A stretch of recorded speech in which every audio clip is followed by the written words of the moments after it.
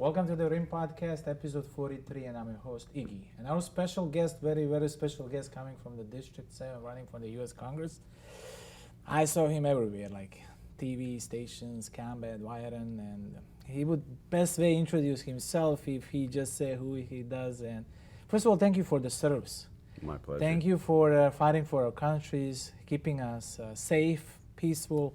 And I know how hard it's being over there away from your family, and now you decide to run for the District 7 for the U.S. Congress.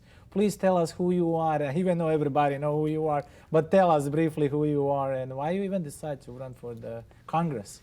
Well, thank you so much for having me. It's really an honor to be here, and it's an honor to serve. I mean, in all honesty, I always kind of feel awkward when people are like, well, thank you for your service. And meanwhile, I'm always saying, well, I loved what I did. I loved serving the people. I loved wearing that American flag on my uniform. I loved being able to fight towards preserving our constitutionality and our freedoms and liberties. But so my name's Cory Mills. I am the CD7 Republican candidate, a strong conservative who was born and raised here in Central Florida, graduated about an hour outside of Oviedo, and went off to the military.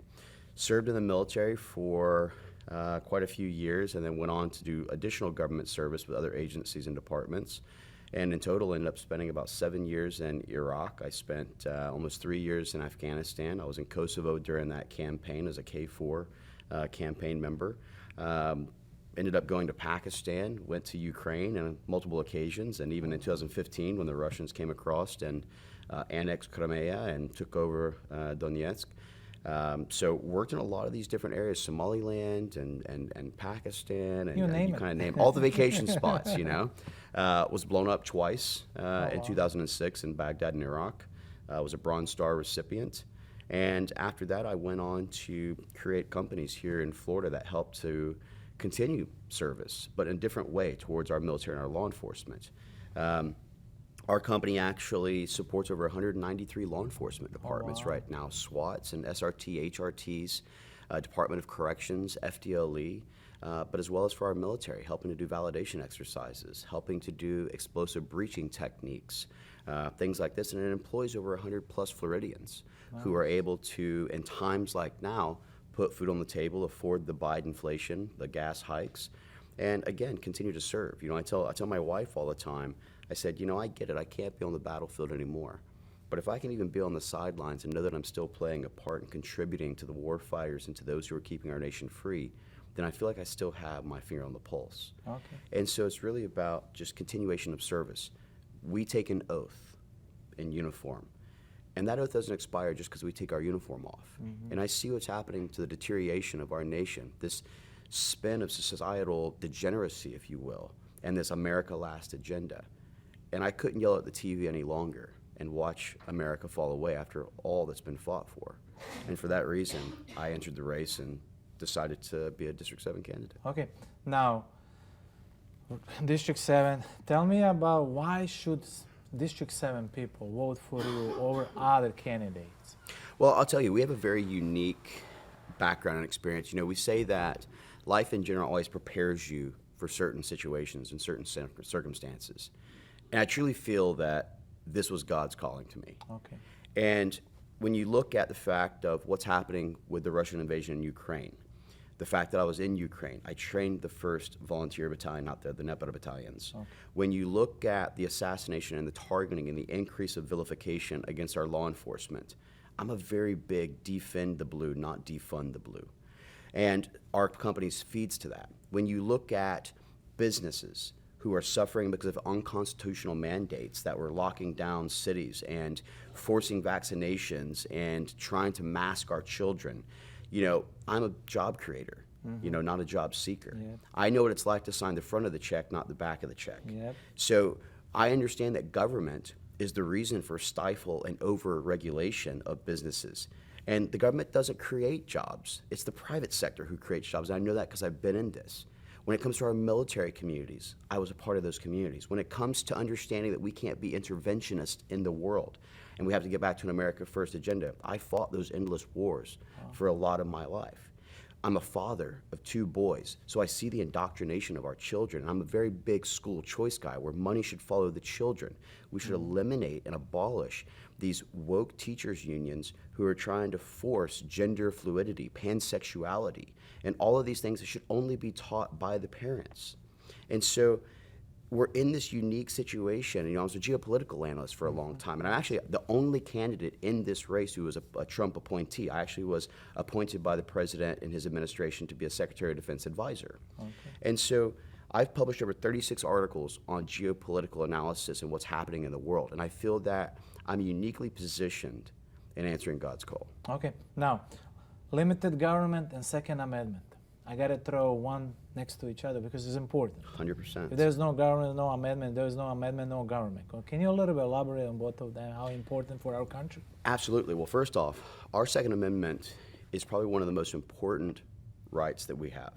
It protects and secures the rest of the 10. And so when we talk about Second Amendment rights, this isn't a government-afforded right, in my opinion. This is a God-given, inalienable right. The right to protect yourself, your family, your business, your nation. And we have to keep in mind that our founding fathers, they understood that absolute power corrupts absolutely, and that we needed this well-armed society to ensure that we don't go back through the totalitarian, authoritarian, and dictatorship type rule that we broke away from in the revolutionary time. And so, you know, our Second Amendment rights is something that I hold dear to my heart. That's something that I've always stood and fought for, our First Amendment rights and our ability for free speech. But as a constitutionalist, these are our guidelines, these are our principles. I tell people all the time, I said, if we want to have a articulate and comfortable conversation, you have to do 2 things first. Read the Bill of Rights, read the 10 Commandments, because we're based on Judeo-Christian beliefs. That's what our foundation and our Constitution was founded upon. And so, for me, that's a really big deal. When it comes to limited government, we know that it says that each individual state has a right to govern itself. The problem is that the federal government and its bureaucracy has continued to grow and grow and grow to an extent that it actually robs individual states of their sovereignty to govern. We need to basically return that back to the states, because that then goes back to the actual individual communities, the individual cities, and the individual person themselves. That's our American citizens. I even created my own organization at one point. It was called Restore America's Voice, because it's about that.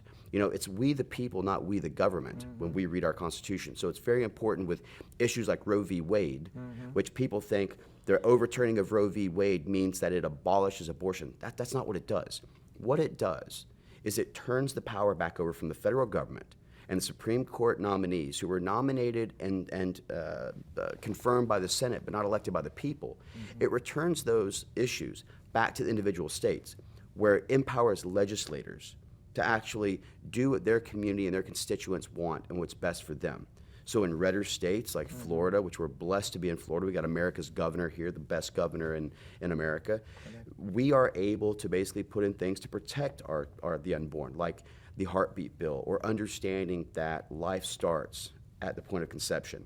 In bluer states, unfortunately, you're still going to have the abortion on demand. You're going to have the murdering of the unborn.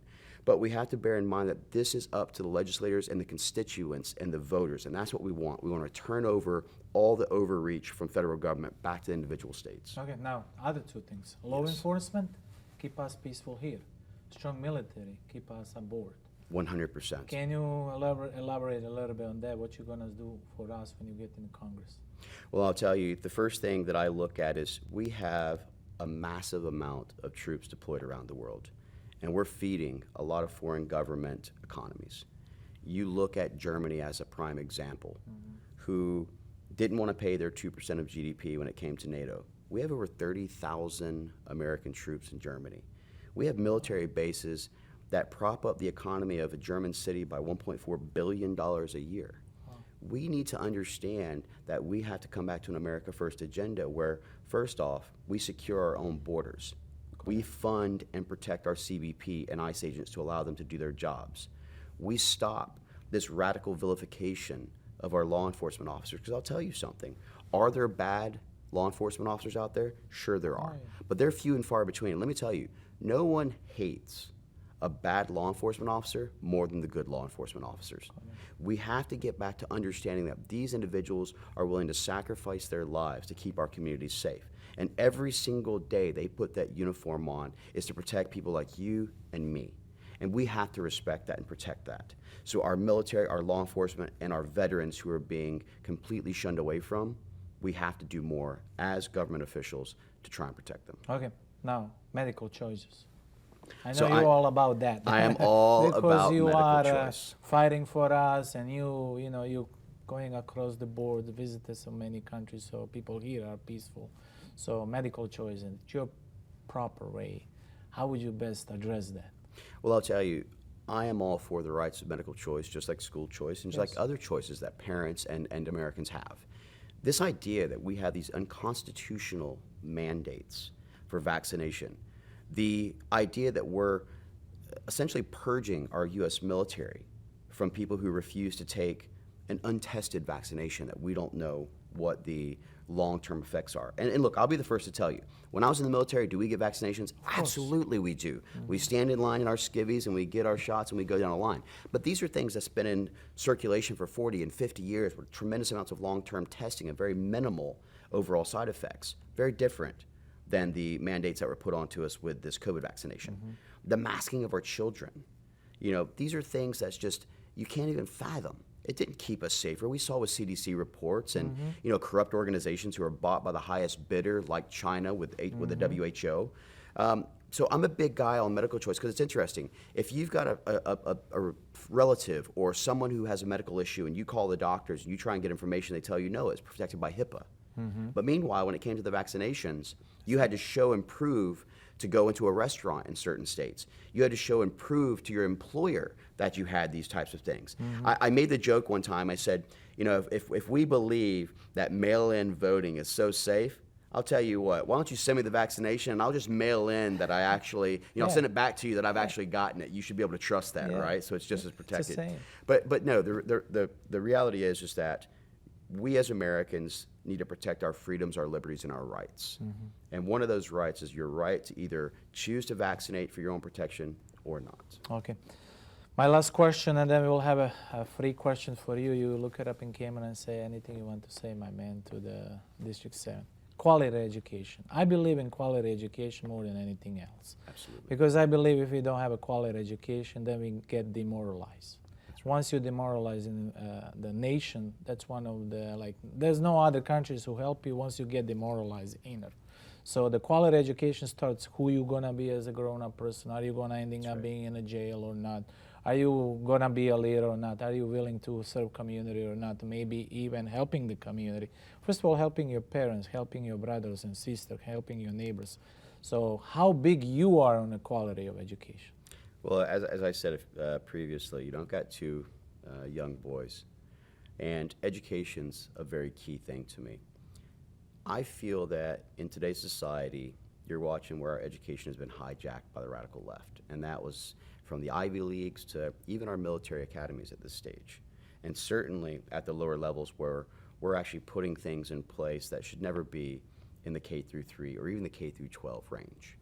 And so I'm a big fan of the idea of parental choice or school choice, where the money follows the child itself, so that you as a parent, for example, if I had to drive 2 hours to get my son to a better school or a better educational system, I would do that as a parent.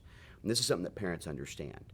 So we should have the right to be able to take our children to schools that are going to teach the curriculum that we believe in, to get back to the quality education that you're talking about that really fuels our nation, and stop force funding these educational systems that are indoctrinating our children, that are teaching things like critical race theory and 1619 Project.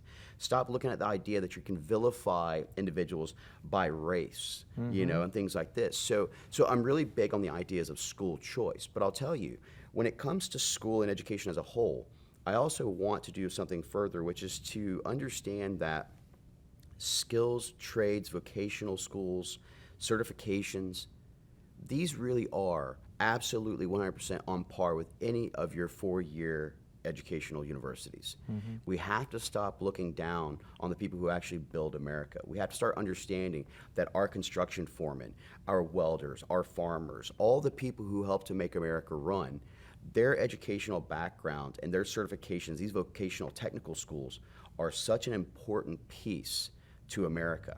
And not to mention the fact that they don't come out with these large school loan debts. Yep. You know, you've got people who are going to school and getting $100,000 debts for, you know, these degrees in, you know, underwater basket weaving, you know, something ridiculous that's not going to be applicable and help at all. Meanwhile, they want all of America to pay their school loans off for a poor choice because they can't get a job.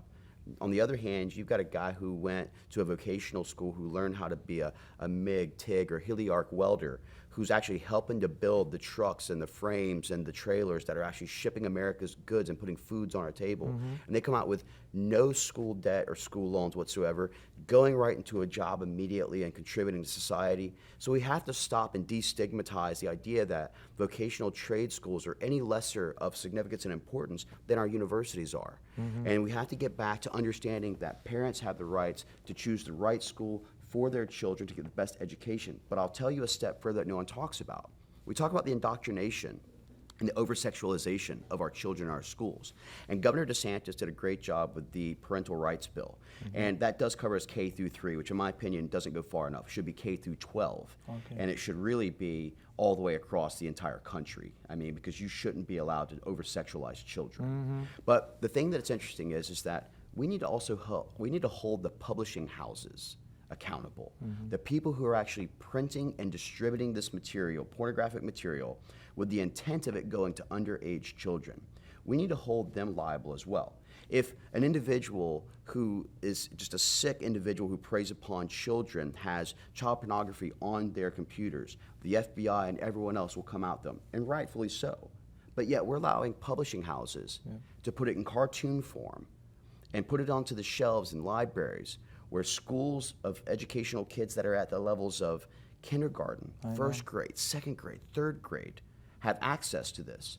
We need to go after the publishing houses and hold them accountable as well. Not just the woke teachers unions, not just the school board officials that should be elected in or elected out, but also the publishing houses who are intentionally making money by over-sexualizing our children in their schools. We have to protect our children. That's it, bottom line. So my last question is the best question that you can look it up in camera and tell all of the people, fans, who's going to vote for you and why would they vote for you. So look it up in camera and say, my name is such and such. I am District 7. Sounds good. So my name is Cory Mills. If you believe in our constitutionality, if you believe in the America First agenda, if you believe in prioritizing Americans over illegals who are violating our sovereignty, or foreign wars that have no involvement whatsoever for Americans, then vote for me on August 23rd. If you believe in protecting our unborn, protecting our children, protecting our rights and freedoms, something that I have fought for, I have bled for, vote for me on August 23rd. Know that I will not be bought and paid for like many of the others who are sitting in Congress. And I take it a step further. I will not take a salary the entire time I am in Congress or I'm an elected official, and we will donate 100% of my salary every quarter, selected by you, the constituents, to a woman, child, or veteran charity, because it needs to get back to being a statesman, not a politician, acting, not just talking, being about a person who represents the people, not the party. And if you believe in those principles and those ideas and the fact that we shouldn't buy, sell, and trade stocks while we're in office, because we shouldn't enrich ourselves off the American populace, and that we should be serving the American populace, then vote for me on August 23rd. Thank you so much. Okay. So Rimm-PODCAST episode 43, our special guest, as I said, I'm going to say once again, is? Cory Mills. Running for what? District 7. Thank you, sir. I appreciate it. Thank you for your coming here. I know how busy you are. We'll post all of the information out there. We'll tag you. We'll get like, share, and any piece of information, all of information will be attached to the end of our show. Excellent. At the beginning of our show. Thank you again. Thank you. Good luck to you and your District 7 upcoming the primary elections. Thank you so much. This is your host, Iggy, episode 49. Thank you.